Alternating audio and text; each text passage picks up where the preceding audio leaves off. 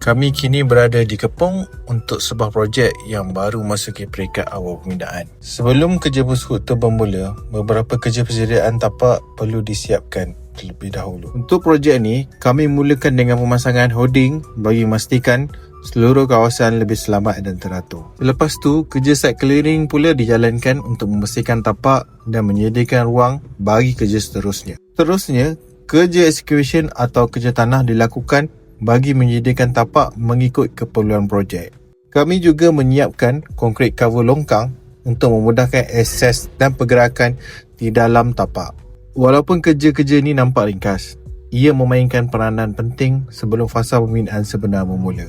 Kini tapak sudah ready untuk fasa ke cut and fill. Jika anda seorang interior designer atau main con yang perlukan sokongan untuk site preparation of work atau wet work, jom bincang. Follow Huhum untuk next progress seterusnya.